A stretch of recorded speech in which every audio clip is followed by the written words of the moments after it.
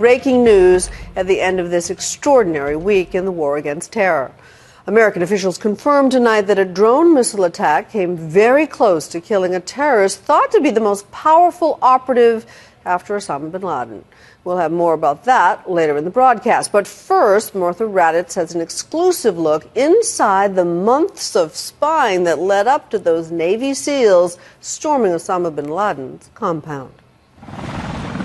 Take elements from every spy movie, thriller, and action-adventure you have ever seen, and you have the reality of this operation.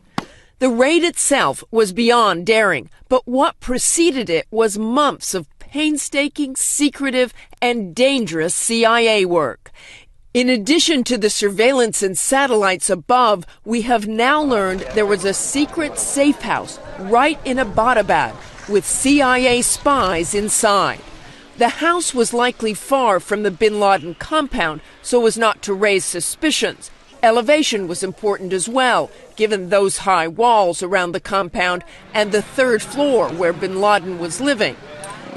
CIA Director Leon Panetta will not confirm there were spies on the ground, but clearly this information did not come from overhead satellites. We could see clothes, and we could see some of the members of the family on that third floor. One-way reflective glass helped hide the spies and their equipment. Portable cameras were likely used as well. And we have a variety of surveillance equipment that we can hide. That you can do it through a vehicle with tinted windows. You can do it through cameras that you leave behind and you replace every so often. Something you might leave outside disguised as a rock or, just a piece of litter or trash. We now know that the CIA spies were tracking a taller man in the courtyard who took regular walks. They referred to him as the Pacer, but could never get a clear enough shot to determine if it was indeed bin Laden.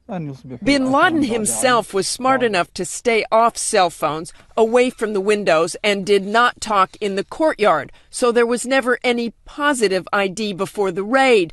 But the number of family living up there matched the number in bin Laden's. Pacer was taller, trash was burned, high walls. That was enough circumstantial evidence from the surveillance to make the mission a go.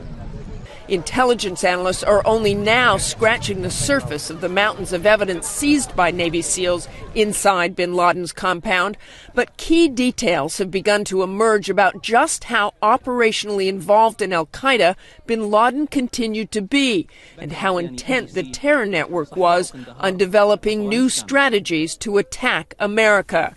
Among the targets, big cities like New York, Los Angeles, Chicago, and Washington. What I see here, at least for now, is that bin Laden, the engineer who wants to look at the structure of possible attack targets, was asking questions and was getting information.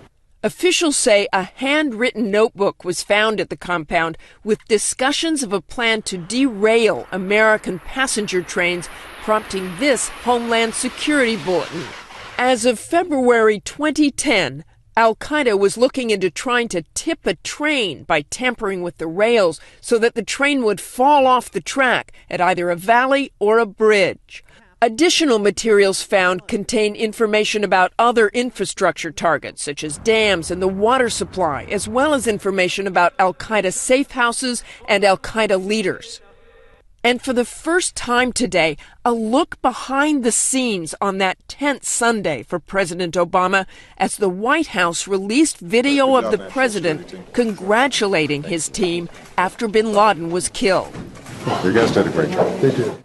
With each new detail about the complexity of the over 10-year-long American-led hunt for bin Laden emerge, a clearer picture has begun to take shape about just how much one man has cost this country, not just in lives, but in money, taking into consideration everything from the economic toll of the September 11th attacks to the heightened security put in place over the last 10 years, to the new programs developed to prevent further attacks, to the two wars being waged in Afghanistan and Iraq, to the actual direct physical hunt for bin Laden. Some are placing the cost anywhere between $250 billion to a staggering $3 trillion.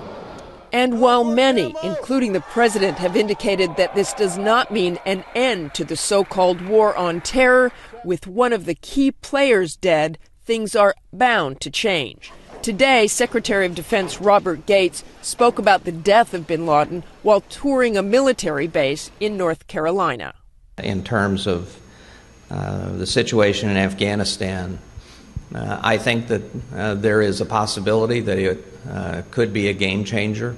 How the game changes, of course, remains to be seen.